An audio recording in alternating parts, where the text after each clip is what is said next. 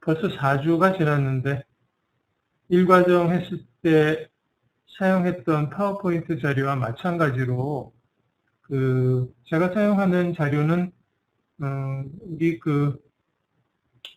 어딥니까? netacad.com의 리소스 페이지에 가시면은 다 다운로드 할 수 있는 자료들이에요. 네, 참고하시고요. 자, 그러면 모듈 1더 시작을 할 텐데, 전체적으로, SRWE, 이 슬라이드 좌측 하단에 보시는 것처럼, 이게 지금 나와 있지만, 잠깐만요. 제가 지금 마크를 좀 하나 쓰겠습니다.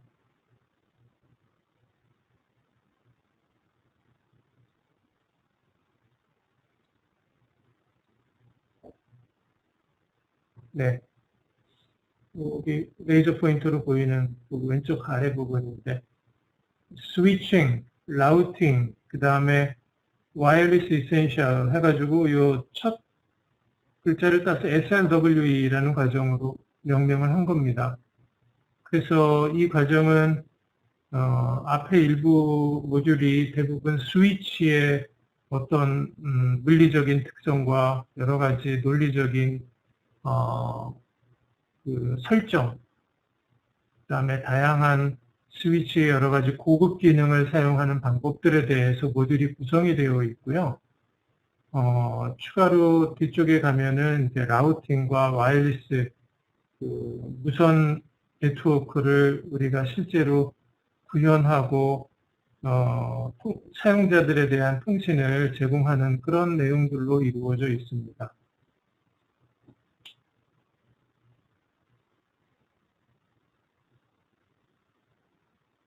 그래서 이 앞에 내용은 마찬가지로 거의 슬라이드 앞쪽에 한 10장의 슬라이드는 강사용입니다. 지난 1과정 때도 설명드렸듯이 제가 그냥 빠르게 넘기는 건 별로 크게 중복된 내용이라 의미가 없어서 그럽니다. 여기에 어떤 내용을 학습을 한다든가 어떤 내용이 꼭 필수 수행 항목으로 권장을 한다든가 뭐 이런 내용들이 쭉 정리가 되어 있는 거라서 이거는 실제 슬라이드 쇼 하면 이제 감축이 처리가 되어 있는 뭐 그런 내용들이죠. 일단 1장 모듈 1에 보면 베이직 디바이스 컨피규레이션에 대한 내용이 나와서 잠깐만요. 요거를 제가 조금 더 크게 보실 수 있도록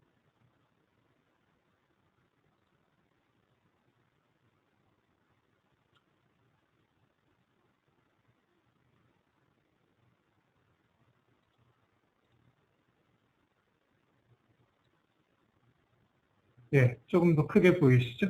네. 그래서 크게 5개의 토픽으로 이 모듈이 구성이 되어 있는데 처음에는 스위치에 대한 기본 세팅에 대한 내용이고요. 두 번째는 스위치 포트에 대한 여러 가지 속성, 특성들. 그 다음에 지금 얘기하는 우리가 스위치라고 하는 건 현재로서는 2계층 장치로서의 스위치입니다. 스위치를 2계층 장치이기 때문에 1과정에서 해보셨듯이 VLAN, SVI라는 인터페이스를 가상의 인터페이스를 설정을 해서 원격 관리를 하지 않습니까? 그 내용이 여기서 조금 더 자세히 나오고요. 그 다음에 토픽 4에서는 스위치의 기본에 대한 거에 추가로 라우터에 대한 어떤 기본 설정에 대한 것도 소개가 되고 있고요.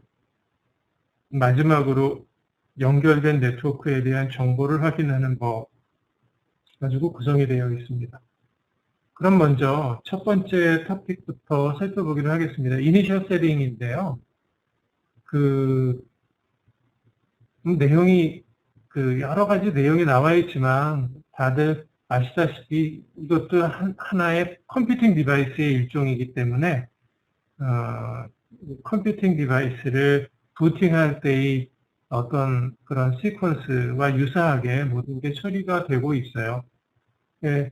근데 이제 네트워킹 디바이스이기 때문에 일반 컴퓨팅 디바이스와는 다르게 용어라든지 또는 일부 절차가 추가되거나 일부 절차는 이제 생략한다기보다는 필요 없기 때문에 안 하는 거겠죠. 네트워킹 디바이스에서는.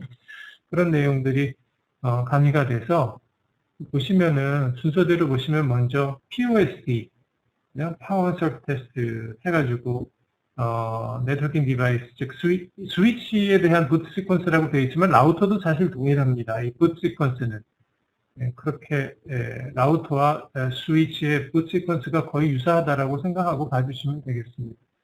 그래서 하드웨어 컴포넌트들, 즉 뭐 이 슬라이드에서 보시면 CPU에서부터 메모리, 플래시 파일 시스템까지 이런 것들에 대한 이상 유무를 체킹을 하고요.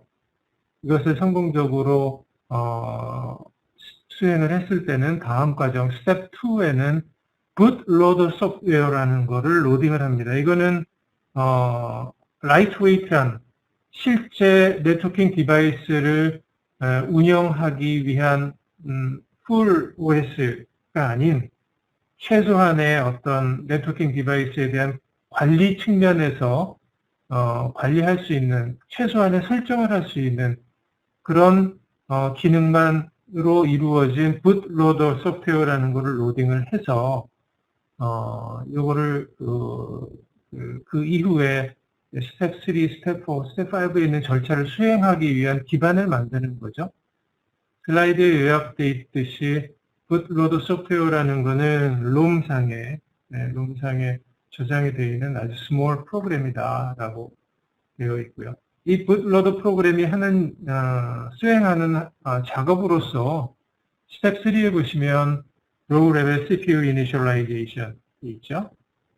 그 다음에 좀 더 구체적으로는 CPU register 설정하는 것, 그 다음에 메모리 양, 그 다음에 여러 가지 버스 스피드 같은 것들 체크하는 그런 일들을 수행을 한다. 이런 것들을 또 제대로 문제 없이 수행하고 난 다음에는 플래시 스텝 4입니다. 스텝 4에는 이제 bootloader 이죠? 스텝 4. bootloader라는 거를 bootloader가 플래시 파일 시스템이라는 걸 이니셜라이즈 해가지고 이제 시스템이 제대로 된 iOS를 불러와서 부팅할 수 있는 준비를 시키게 되는 것이죠. 그 다음에 스텝 5가 마지막으로 이 모든 절차가 제대로 수행된 다음에 iOS 오퍼레이팅 시스템을 가지고 와서 로딩을 하고, 물론 이 이후에 더 나아가서 기존에 설정되어 있는 내용이 있다면 NVRAM에서 스타트업 컨피규레이션 파일이라는 것을 불러와서 쭉 부팅을 한다든지 하는 절차를 또 수행을 하게 되는데, 그거는 이제 여기서는 붓 시퀀스에 대한 내용에 초점을 맞추고 있기 때문에 그 부분까지 언급하고 있지는 않습니다. 그 다음에 붓 시스템 커맨드에 대해서 몇 가지 소개를 하고 있는데요. 기본적으로 대부분의 장치들은 이 붓 시스템 커맨드를 쓸 필요는 거의 없어요. 그러나 유사시라는 것은 이런 경우죠. 플래시에 있는 iOS 파일에 문제가 생긴다든지 실제로 그런 일이 발생할 수 있습니다. 네트워킹 디바이스에서 자주는 아니지만 그럴 수가 있기 때문에, 또는 기존에 올라가 있던 iOS 오퍼레이팅 시스템을 버전을 업그레이드 해야 할 필요가 있다든가, 뭐 이러한 어떤 운영체제의 어떤 관리 또는 아주 기본적인 설정에 대한 것들을 해야 할 필요가 있을 때는 이 boot system command라는 것을 이용해서 이 중간에 보시면은 검은색 바탕에 예제가 하나 나와 있는데, 글로벌 컨피규레이션 모드에서 boot system이라고 해서 플래시 콜론하고 패스가 나와 있고 뒤쪽에는 파일 이름이 나와 있습니다. 다시 볼까요? boot system까지가 커맨드고요. 이 플래시 메모리 쪽에 있는 그 다음에 경로는 C2960이 어쩌고 저쩌고 해가지고 이 경로 하위에 C2960 또 어쩌고 저쩌고 해서 .bin 바이너리 파일이죠. 이 바이너리 파일이 iOS 파일입니다. 여기 바이너리 iOS 파일인데 이런 식으로 해서 플래시 메모리 내에 실제로 여러 개의 iOS 파일을 가지고 있을 수 있어요. 네, 내가 필요로 하는 iOS를 플래시 메모리에 넣어 놓은 다음에 내가 원하는 iOS를 가지고 부팅을 하고 싶을 때 사용하는 이 명령어입니다. 그리고 이 슬라이드 중간에 보시면은 스타트 컨피규레이션 파일에 대한 내용이 잠깐 언급이 되고 있는데요. 요거는 실제로는 그 config.txt 라는 이름으로 플래시 메모리에 저장이 되어 있을 수 있다 라는 얘기를 하고 있습니다. 그 다음에 대부분 모든 경우는 아니지만 많은 시스코사의 스위치의 경우에는 지금 화면 왼쪽에서 보시는 것처럼 여러 개의 그 LED 인디케이터들이 제공이 되고 있습니다. 그래서 이 화면에 보시면은 지금 총 6개 정도가 보이는데 대부분 약어로 시스트, SYST부터 POE까지 6개 정도의 LED 인디케이터가 나와 있는데요. 사실 네트워크 관리자들은 스위치의 경우에 요 LED 인디케이터의 어떤 불빛 상태를 봄으로써 이 스위치가 지금 어떠한 상태인지, 즉 어떠하다라는 건 대부분은 정상일 테지만 어떤 기능상의 문제가 있을 때 어떤 LED 인디케이터가 그린이다, 블링킹 그린이다, 또는 앰버다, 또는 아예 오프다, 이런 LED 상태에 따라서 그 기능이 지금 어떠한 문제가 있는지를 확인을 할 수가 있는 겁니다. 그래서 이 LED 인디케이터는 이 아래쪽에 있는 모드라는 버튼을 누름으로써 그 각각의 인디케이터를 계속 순차적으로 바꿔서 볼 수가 있는 그런 기능이 제공이 되고 있고요. 각각의 LED 인디케이터에 대한 설명은 오른쪽에 일일이 제가 읽지는 않겠습니다만은 그 시스템 자체의 어떤 동작 여부에 대한 것, 그 다음에 파워 서플라이에 대한 것, 그 다음에 이 스위치가 지원하고 있는 모든 포트들의 상태를 볼 수 있는 인디케이터, 그 다음에 두플렉스 및 스피드, 각 포트별 두플렉스하고 스피드 설정을 할 수가 있게 되어 있는데요. 그러한 상태를 볼 수 있는 LED가 있고요. 그 다음에 마지막으로 POE 기능에 대한 것을 확인할 수 있게끔 되어 있고요.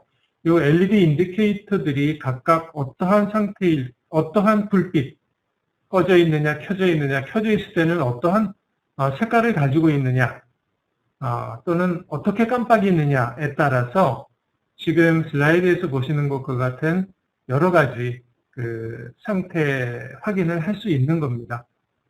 네. 요거를 일일이 다 하기에는 시간이 하니까 나중에 참고로 한번 또 보시고, 대부분은 그 오프면 어떤 경우다, 그린이면은 정상인 경우다, 오프면 문제가 있는 경우다, 이 정도로 보시면 되고요. 앰버일 때가 동작은 하지만 뭔가 완전히 정상적인 동작은 아님을 의미하는 어떤 그런 것. 그 다음에 블링킹 앰버일 때는 요거는 조금 더 실제로 이 자료를 보면서 스위치의 모델에 따라서 이런 자료를 계속 확인을 하면서 스위치의 상태를 점검을 해 나가야 되죠. 참고로 보시면 될 것 같고요. 그 다음에 시스템 크래시로부터의 그 리커버리에 대한 설명이 나오는데, 과거에는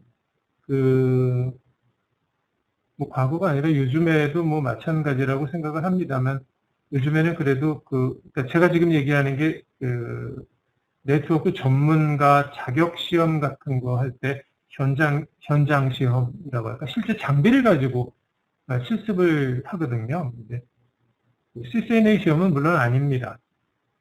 그런데 이제 가장 처음에 주어진 미션이 라우터든 스위치든 정상적으로 기동이 되지 않는, 정상적으로 부팅이 되지 않는 장비를 주고, 그거를 트러블슛 하는 거에 있어서부터 시작하는 시험을 대부분 많이 봐요.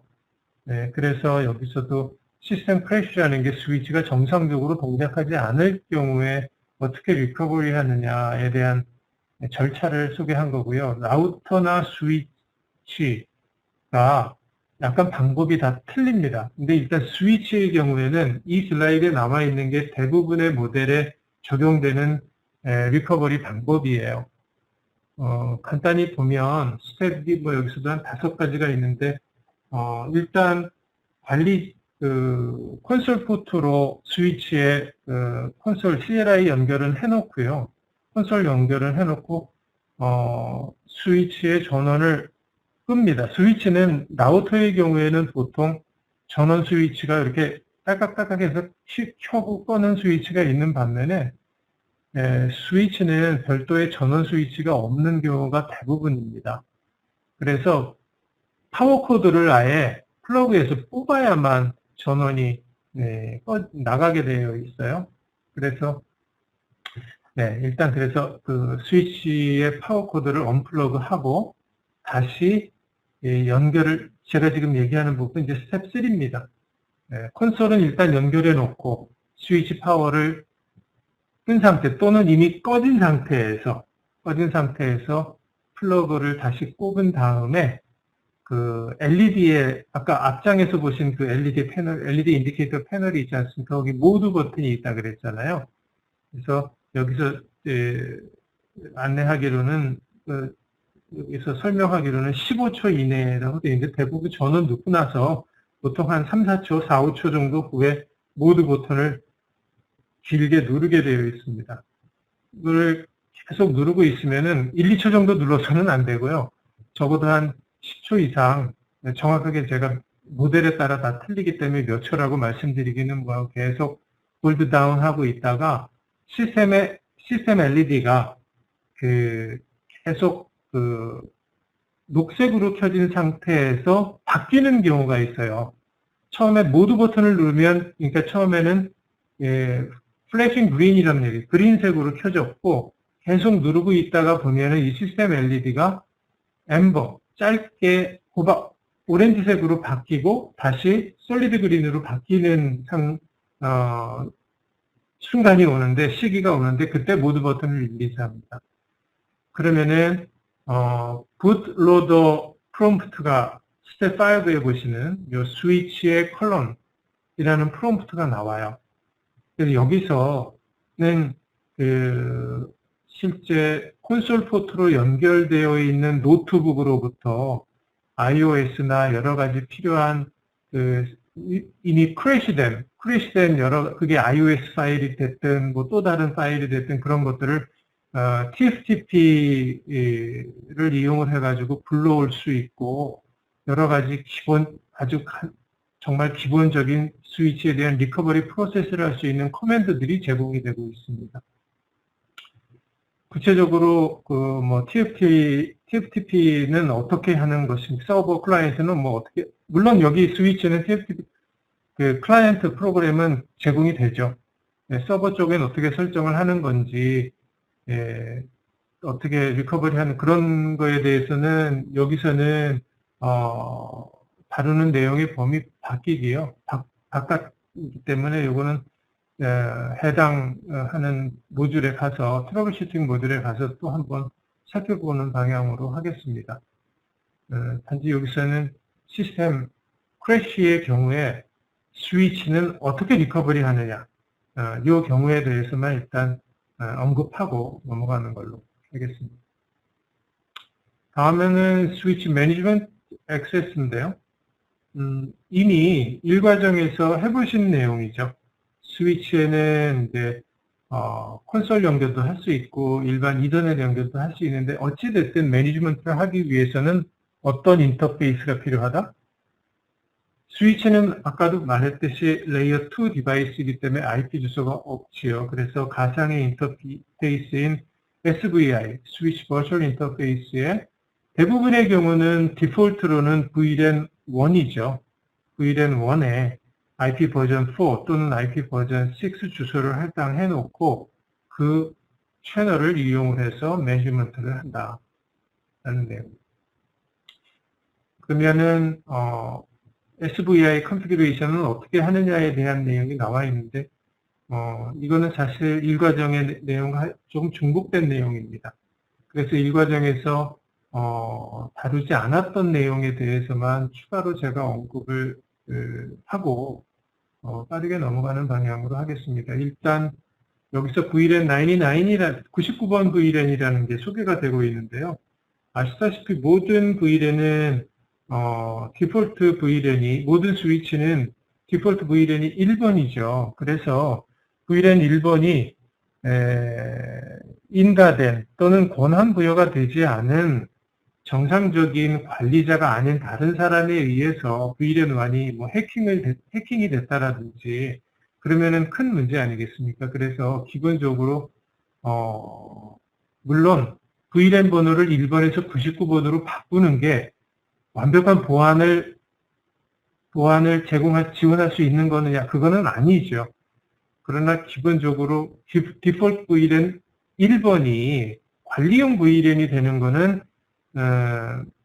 하지 말아라 라는 의미에서 보통 99번 이 학습, 이 CCNA 과정에서는 99번을 매니지먼트 VLAN으로 많이 언급을 하고 있습니다. 그러나 실제 내가 네트워크 관리자로서 스위치를 관리하는 실제 필드 테크니션이다. 그러면은 본인만이 아는 VLAN 번호를 이용해서 관리를 하는 것이 맞겠죠. 그리고 물론 이러한 VLAN을 또 관리용 VLAN을 찾기 위해서 VLAN 호핑하는 또 어택가 있어요. 그러면 그거를 또 방지하기 위한 또 기술이 있습니다. 그건 이제 뒤쪽에서 살펴볼 것이고요. 어찌됐든 디폴트 VLAN은 1번에서 다른 번호로 바꿔라. 그리고 VLAN 호핑에 대한 공격을 방지할 수 있는 또 다른 VLAN 스누핑 이런 얘기도 하고 있는 그런 거를 또 어떻게 해야 하는 건지도 추가적으로 설정을 한다. 이 정도로 제가 언급을 해드리고요. 그 다음에 버전 6에 대한 그러니까 지금까지는 일과정에서는 보통 IP 버전 4 주소만 가지고 매니지먼트 VLAN을 설정하고 사용을 하셨는데 V6 주소를 가지고 한다면 지금 화면 아래쪽에 나와 있듯이 대부분 최신 iOS를 탑재한 시스코 카탈리스트 스위치들의 경우에는 V6 기능이 지원이 되지만 그렇지 않은 경우에는 필요에 따라서 이 볼드체로 되어 있는 커맨드가 좀 깁니다. 물론 외우실 필요는 없고요. 교수님들께서는 나중에 커맨드들이든 키워드들이든 그 어떤 것이 됐든지 간에 나중에 그 내용을 우리 커리큘럼에 어디에 가면은 참조할 수 있을지에 대한 그런 정보만 쭉 머릿속에 인덱싱만 해놓으시면 되겠습니다. 네, 이러한 SDM에 어쩌고 해가지고 이런 명령어를 해서 릴로드를 해야만 버전 6 주소에 대한 설정도 가능하다라고 하고 있고요. 자, 그래서 이 화면은 이미 설정해보셨던 내용입니다.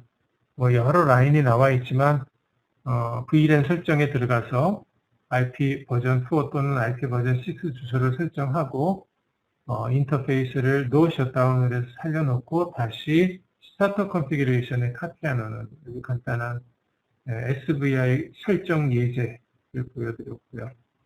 그 다음에 또 추가로 만약에 관리자가 스위치와 다른 네트워크에 있다면 이 스위치 역시 디폴트 게이트웨이 설정을 해야 되겠죠? 네, 이것도 이미 해보셨을 거예요. IP 디폴트 게이트웨이라는 커맨드 다시 한번 소개가 되고 있고요. 요 위쪽에 보면 추가로 버전 6의 경우에는 혹시 기억나시는지 모르겠지만 라우터 어드버타이즈먼트라는 메시지를 통해서 항상 V6 디바이스들은 라우터로부터 기본적으로 RA 메시지를 받아서 설정을 시작하도록 되어 있기 때문에 이 스위치의 경우에도 이 IPv6 디폴트 게이트웨이 설정은 필요하지 않다라는 것을 언급하고 있습니다. 설정을 마친 다음에는 당연히 이제 설정이 제대로 되어 있는지 확인을 해봐야 되겠죠. 이 명령어들도 이미 여러 번 사용해 보셨을 것으로 알고 있습니다. show IP interface brief, show IP v6 interface brief. 이외에도 인터페이스의 설정을 확인할 수 있는 여러 가지 형태의 그 조합이 존재하니까 그거는 실습을 하시면서 익혀보시면 될 것 같습니다. 실습이 1섹션에 제공이 되고 있고요. 그 다음에 두 번째 토픽인데요. 스위치의 어떤 포트 설정에 대한 좀 더 자세한 내용을 살펴보고 있는데, 보겠습니다. 일단 듀플렉스 커뮤니케이션에 대한 내용이 나오고 있는데요. 듀플렉스는 뭐 하프 듀플렉스냐, 풀 듀플렉스냐, 뭐 이런 내용에 대한 건데, 요즘 우리가 사용하고 있는 대부분의 최신 스위치들은 대부분 기가빗 스피드를 가지고 있고 100메가 패스트 이더넷 포트를 가지고 있는 경우라 하더라도 대부분은 풀 듀플렉스 모드로 사용을 하죠. 그러나 이 커리큘럼에서는 그럼에도 불구하고 항상 풀 듀플렉스만을 전제하지는 않고 듀플렉스 미스매치에 대한 내용은 항상 같이 고려를 하고 있습니다. 왜냐하면 아직도 많은 경우에 레가시 이더넷 스위치라는 것을 사용을 해서 경우에 따라서는 듀플렉스 모드가 스피드가 안 맞는다든지 풀 듀플렉스 모드를 지원하지 못하는 포트가 있는 스위치를 아직 사용을 하고 있는다든지 그런 경우가 있기 때문입니다. 요약하면 기본적으로 기가빗 스피드 이상에서는 기본적으로 다 풀 듀플렉스 모드로 동작을 하도록 되어 있어요. 그래서 별도의 설정은 필요 없지만 패스트 이더넷 이하, 100메가 이하에 또는 100메가로 동작하는 이제 스위치의 경우에는 듀플렉스 모드에 대한 설정에 대한 것을 항상 확인을 해야 되고 그렇지 않으면은 상대편 장치와 컬리전 문제, 그 다음에 스피드 미스매치 문제 이런 것들이 발생을 해서 사용자들에게 정상적인 네트워크 서비스를 지원할 수 없기 때문입니다. 스위치 포트에 대한 설정인데요. 내용은 여러 가지 내용이 쓰여져 있지만 방금 설명드린 것과 뭐 크게 다르지 않고 지금 우리가 패킷 트레이서에서도 스위치 2960 스위치나 3560 스위치 이런 것들이 제공이 되고 있어요. 이런 것들은 기본적으로 자동으로 듀플렉스 그 세팅에 대한 것들이 즉 일반 사용자가 크게 걱정하지 않아도 그러니까 걱정하지 않는다기보다도 수동으로 설정에 대한 내용을 일일이 확인하지 않아도 듀플렉스라든지 스피드 같은 것을 자동으로 매치시키는 경우가 일반적입니다. 명령어는 나중에 보시면 알겠지만 듀플렉스나 스피드 명령어는 간단해요. 듀플렉스로 해서 뭐 오토로 할 거냐, 듀플렉스로 해서 100메가로 할 거냐, 기가로 할 거냐, 10기가로 할 거냐 이렇게 숫자만 써주면 되는 거고요. 그 다음에 파이버 옵틱의 경우에는 당연히 아시다시피 이 대부분이 기본적으로 속도나 듀플렉스 모드가 하나의 모드로 프리셋 되어 있기 때문에 듀플렉스나 스피드 미스매치에 대한 염려는 안 하셔도 됩니다. 지금 화면에서는 두 개의 S1과 S2 스위치 간의 듀플렉스와 스피드를 듀플렉스는 풀 듀플렉스고 전이중 방식으로 스피드는 100메가로 수동 설정을 함으로써 통신 방식과 통신 속도를 매치하는 예제를 보여주고 있네요. 그 다음에 오토 MDIX라는 기능이, 오토 MDIX라는 거는 요 제일 첫 슬라이드 첫 줄에 나와 있듯이 Automatic Medium Dependent Interface Crossover라는 말의 약자. 자동으로 매체 의존, 이게 우리말로 번역하기도 힘든, 매체를 실제로 자동으로 감지해가지고 어떤 케이블을 쓸지를 자동으로 적응을 한다라는 그런 뜻이죠. 그래서 오토 MDIX 기능이 지원이 되는 포트는 상대편 장치가 일반 PC인지 또는 스위칭 장치인지 라우터 장치인지를 자동으로 파악을 해서 이 두 장치 간에 스트레이트 케이블을 연결을 하든 크로스 케이블을 연결을 하든 1, 2, 3, 4, 5, 6, 7, 8번의 그 포트 인터페이스 순서를 자동으로 바꿈으로써 송수신 페어를 설정을 한다, 그런 의미죠. 네. 명령어는 MDIX Auto라는 명령어가 이 가운데 나와 있습니다. 네, 이 명령어로 아주 쉽게 Auto MDIX 기능을 액티베이트 할 수 있고요. 그 다음에 물론 아까도 잠시 2960이나 3560 스위치 같은 경우에 앞쪽에서 잠깐 다른 얘기를 언급을 했지만, 이거는 디폴트로 요게 오토 MDIX가 디폴트로 동작을 하는 스위치들이에요. 그러나 우리가 이 모델 이전에 2950 스위치나 3550 스위치가 이 바로 2960의 전 모델, 3560의 전 모델의 이전 모델 스위치들이거든요. 요거는 기본적으로 오토 MDIX가 지원이 되지 않습니다. 그래서 이 모델에 따라서 MDIX를 수동 설정을 해줘야 될 스위치들이 따로 있다. 그런 얘기고요. 오토 MDIX 세팅에 대한 것을 확인하기 위한 명령어는 이 아래쪽에 또 show controllers ethernet controller command, 키워드는 high를 이용을 해서 하면은 MDIX의 그 설정 적용 상태 여부를 우리가 확인할 수가 있겠습니다. 여러 가지 스위치 포트 상태를 확인할 수 있는 명령어들이죠. show 인터페이스 요 명령은 요것만 쳐도 되는데, 이렇게 하면은 스위치에 뭐 24개 뭐 아니면은 12개 또는 24개 이런 포트들이 포트 상태에 대한 게 한꺼번에 화면에 다 나와버리기 때문에 정신도 사납고 너무 많은 내용이 화면에 나와서 뭐가 뭔 내용인지 일목요연하게 정리가 되지 않습니다. 그래서 사실은 show 인터페이스 명령어만 쓰는 게 아니라 요거랑 뒤에 서브 커맨드들을 또는 키워드들을 함께 이용을 해서, 또는 필터 같은 거를 이용을 해가지고 내가 원하는 정보를 보는 방법을 주로 많이 사용하고 있습니다.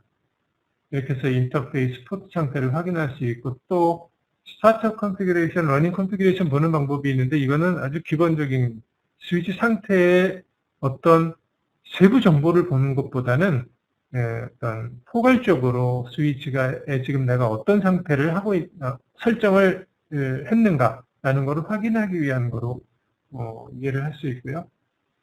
그 외에 시스템, 스위치 어떤 시스템 수준에서의 문제점을 보기 위해서는 show flash 또는 show version이라는 명령어를 이용을 해서 iOS 파일의 상태라든지 또는 스위치의 시스템 하드웨어 또는 소프트웨어 상태를 확인하는 그런 절차를 수행할 수가 있고요. show history는 아시다시피 이거는 커맨드 히스토리 보는 방법이죠. 그 다음에 IP 인터페이스 또는 IPv6 인터페이스 이렇게 가지고 IP 프로토콜과 관련된 인터페이스 정보만 보는, 위에 show 인터페이스는 모든 정보가 보이는 반면에 이렇게 하면은 IP 프로토콜과 관련된 인터페이스의 세부 사항을 보는 겁니다. 그 외에 스위치가 가지고 있는 소위 CAM, 컨텐트 어드레스 메모, 이게 맥 어드레스 테이블이라고도 하는데, 이렇게 보는 방법. 이 두 개의 명령어가 다 소개가 되어 있는, 하나는 맥 어드레스 테이블 사이에 다 대쉬가 있고요. 요거는 맥하고 어드레스 사이에 그냥 스페이스로 되어 있는 게 이 두 개가 동일한 명령어입니다. 네. 포트 컨피그레이션에 대한 이후에 여러 가지 앞쪽에서 소개한 이런 show 커맨드들을 이용을 해서 스위치의 상태들을 확인하는 그런 내용들을 스크린 캡처해서 보여주고 있습니다. 지금 화면에 보면은 VLAN 99번의 IP 어드레스하고 V6 어드레스와 디폴트 게이트웨이 정보 이런 것들을 확인할 수 있네요. 그 다음에 인터페이스 이렇게 하면은 아까 보시는 것처럼 일단 이렇게 show interfaces라는 명령어만을 사용을 하면은 너무 많은 정보가 보이니까 18번 포트가 문제가 있다. 0/18번. 그럴 경우에 사용한 명령어죠. 그래서 fast ethernet 0/18에서 이 인터페이스 출력 결과를 보면 지금 fast ethernet 18번 포트는 하드웨어 이게 업, 그 다음에 라인 프로토콜 업. 그런데 이 앞쪽은 이렇게 이해하시는 게 앞쪽은 그냥 이 포트 하드웨어적인 어떤 특성, 속성에 대한 거다. 이 뒤쪽은 좀 뭐 소프트웨어적인 또는 프로토콜에 대한 동작 여부를 나타내는 거다. 이렇게 이해를 하시면 좋겠습니다. 두 개가 업이어야만 이 포트가 정상적입니다. 그래서 여기 뒤쪽에 보시면 가로 열고 커넥티드 정상적으로 연결이 되었다. 이렇게 보이고 있죠. 지금 이 포트는 Fast Ethernet 포트이고 이 어드레스라고 하는 것은 레이어 2 디바이스 포트 정보이기 때문에 맥 어드레스죠. 네, 그래서 이렇게 점으로 구분된 네 자리의 16진수로 48비트의 맥 어드레스, 이 포트의 맥 어드레스를 보여주고 있고요. 그 다음에 MTU가 MTU가 Maximum Transmission Unit 이더넷 인터페이스를 가정하고 있기 때문에 1500바이트로 되어 있네요. 이더넷 프로토콜의 페이로드가 1500바이트였지 않습니까? 그 다음에 밴드위스는 지금 보니까 100메가네요. kbps 단위로 해가지고 10만의 숫자가 쓰여져 있기 때문에 이건 100메가bps. DLY는 딜레이에 대한 건데 100마이크로세컨드. 이 포트의 프레임 처리 또는 전송할 때 이 딜레이가 100마이크로세컨드다라는 얘기고요. reliability에 대한 건 이 포트의 신뢰성입니다. 즉, 이거는 어떻게 이해하시면 좋으냐면 이 포트에서 과거 프레임 전송 또 정성의 이제 송수신에 대한 것들을 모두 다 포함하는 건데요. 이것들이 큰 오류 없이 정상적으로 동작할 때는 255/255로 나와요. 그러나 포트 상태가 불안하거나 스피드 미스매치 또는 듀플렉스 이슈 이런 것들로 인해서 정상적인 프레임 정수신이 안 되는 경우에 릴라이빌리티가 떨어집니다. 255보다 작은 경우로 떨어져요. 그래서 인터페이스, 쇼 인터페이스 출력물에 대한 거를 항상 보실 때 트러블 슈트를 할 때 요 릴라이빌리티하고 요 TX 로드하고 RX 로드를 항상 보는 습관을 들여야만 합니다. 관리자의 경우에는. 그래야 지금 이 포트를 통해서 사용자가, 이 포트에 연결되어 있는 사용자가 뭔가 네트워크 이슈를 제기를 하고 있는데 무슨 문제인지를 제일 먼저 여기서부터 판단을 하는 거거든요. TX 로드나 RX 로드가 1/255, 1/255는 즉히 정상적인데 이거보다 점점 높아지는 경우가 있어요. 그런 경우에는 네트워크 컨제스션 상태입니다. 네, 그렇게 이해를 하시면 되겠고요. 프레임 인캡슐레이션은 알파로 하고요. 룩백은 설정이 되어 있지 않고 키퍼라이브, 이거는 포트의 키퍼라이브 타이머고요. 그 다음에 마지막으로 듀플렉스 모드는 풀 듀플렉스의 100메가 위에 있는 내용이 이제 정리가 되어 있고 미디어 타입은 10메가와 100메가가 호환이 되는 1000이 된다.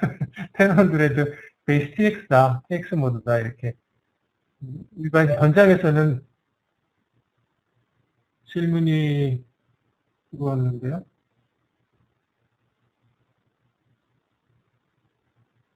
어떤 질문을, 여러분들도 같이 보실 수 있죠?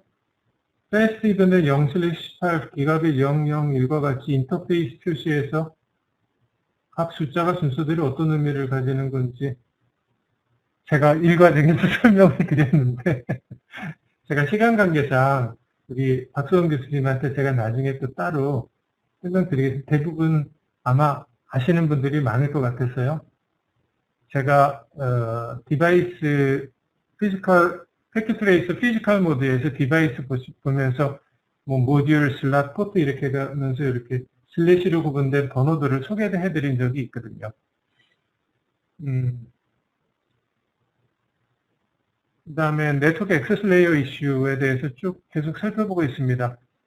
제가 조금 전에 이미 앞장의 슬라이드를 통해서 요 show 인터페이스 커맨드의 출력물만 봄으로써 어떤 내용들을 확인할 수 있는지에 대한 것을 다 자세히 설명을 드렸기 때문에 뒤에 있는 내용은 조금 중복되는 내용이에요. 이거는 넘어가도 될 것 같고요. 또 같은 요거는 앞쪽에서는 요 위에 일부만 따가지고 보여줬는데요. 실제로 show interface fastid의 0/18에 대한 풀 스크린샷이 이렇게 다 나와 있습니다. 굉장히 많은 내용이 나와 있죠.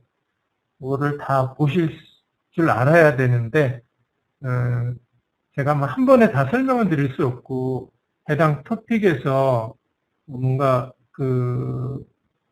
설명을 하는 내용이 있을 때마다 제가 그거를 꼭 집어서 설명을 드리도록 할게요. 지금은 이 섹션에서는 요 오렌지색으로 보이나요? 노란색으로 보이나요? 이렇게 좀 다른 색깔로 보인 부분이 어떤 의미인지를 지금 이해를 하고 넘어가기 위한 자료예요. 일단 런트, 자이언트라는 거 혹시 기억나십니까? 지금 이걸 이터넷 네트워크라고 우리가 가정을 했을 때 이터넷 네트워크는 앞에서도 MTU 원래 페이로드가 1500바이트로 되어 있는데 최소 헤더까지 포함해서 64바이트 그 다음에 최대 헤더 트레일러 포함해서 1518바이트이지 않습니까? 그래서 이 크기 범위에 있어야만 정상적인 이더넷 프레임인데 이것보다 작으면 런트라고 부르고 1518보다 크게 되면 우리가 자이언트 프레임이라고 부르거든요. 대부분 런트 프레임이 들어오는 경우는 오류인 경우가 대부분입니다. 그 전송 오류는 어떠한 문제로 발생한 건지에 대해서는 또 몇 가지가 있지만 그리고 자이언트 프레임이 들어오는 경우는 경우에 따라서 관리자가 자이언트 프레임의 즉 빅 프레임 전송을 허용하는 경우가 있어요. 그런 경우에는 MTU 사이즈도 키워줘야 합니다. 네, 그래서 자이언트 프레임은 꼭 네트워크에 오류가 발생해서 생기는 경우만은 아니다라는 것을 이해하시면 되겠고요. 여기 input error 해가지고 카운터가 3이 보이시죠?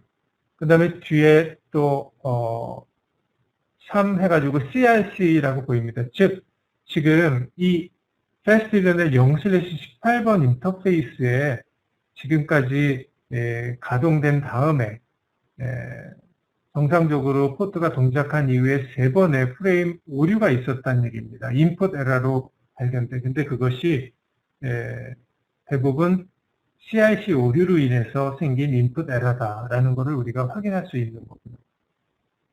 그 외에 또 다른 에러로 아웃풋 에러들이 있지 않습니까? 여기 8개의 아웃풋 에러인데 대부분 어떤 경우인지 보면은 컬리전 1790개의 컬리전 또는 그 아래 보면 235개의 레이트 컬리전 이런 것들이 발생했다는 경우입니다. 물론 정상적으로 이 포트가 드플렉스나 스피드 미스매치가 되지 않았다면 이런 경우는 발생하지 않는데요. 이거는 어디까지나 이러한 show 인터페이스 커맨드의 출력물을 이해하기 위한 어떤 학습 자료로서 예시를 든 거일 뿐입니다. 이 컬리전은 대부분 두플렉스, 하프 두플렉스하고 풀 두플렉스처럼 두플렉스 미스매치 되는 경우에 컬리전이 발생하는 경우가 많고, 레이트 컬리전의 경우에는 다시 말하면 네트워크 세그먼트가 너무 커서 반대편에서 캐리어 센스를 하기도 전에 송신 장치가 프레임을 이미 64바이트 이상의 데이터를 보내는 경우에 해당하는 경우가 많아요. 제가 좀 설명이 좀 자꾸 꼬이고 있는데, 네트워크 세그먼트를 사실 이론상으로는 계속 스위치를 뭐 서너 개뿐만 아니라 10개, 20개 이용을 해가지고 네트워크 세그먼트 크기를, 네트워크 길이를 크게 확장을 할 수가 있어요. 그러나 로컬 랜 설계 시에는 그렇게 네트워크 세그먼트를 무한정 키우는 것을 허락하지 않고 있습니다. 프로토콜 자체가 그렇기 때문에. 네, 그런 경우에 보통 생기는 게 레이트 컬리전이거든요. 한쪽 반대편 끝에서 네트워크 세그멘트를 그냥 일직선으로 봤을 때 한쪽 끝에서 어떤 디바이스가 프레임을 전송한 이후에 이것이 쉐어드 미디어를 다 이 송신 장치의 신호로 점유하기 전에는 다른 디바이스가 캐리어 센스해봤자 아이들로 센스를 하게 되거든요. 그래서 캐리어를 아무도 사용하고 있지 않은구나. 그래서 데이터를 보내는 경우가 이 레이트 컬리전이고, 보통 CSMACD 사용할 때 역시 이것도 많이 발생을 하죠. 폴드 플렉스 모드일 때 발생하지 않습니다. 그런 여러 가지 네트워크 액세스 레이어 이슈에 대해서 살펴보았고요. 다음 슬라이드 역시 제가 이미 앞장의 슬라이드에서 대부분 설명해드린 내용이 되겠습니다. 컬리전과 레이트 컬리전. 그리고 이러한 트러블 슈팅을 하기 위해서는 플로우 차트까지 만들어 가면서 열심히 설명을 하고 있는데 별거 없습니다. 쇼 인터페이스 해가지고 인터페이스 살아있느냐, 업이냐, 업이면은 노이즈가 있느냐, 없느냐, 이렇게 조치를 해서 그러면 이거 따라가 보시면은 크게 어렵지 않게 이해하실 수 있는 내용들입니다. 학생 대상의 강의 자료를 만들어 놓은 거라 이렇게 자세하게 이런 슬라이드까지 만들었습니다. 네. 다음 섹션인데요. 일단 시간이 지금 1시간이 어느 정도 지나서 10분간 쉰 다음에 다시 다음 시간을 시작하도록 하겠습니다. 다음 세션은 10시 5분에 시작하도록 하겠습니다.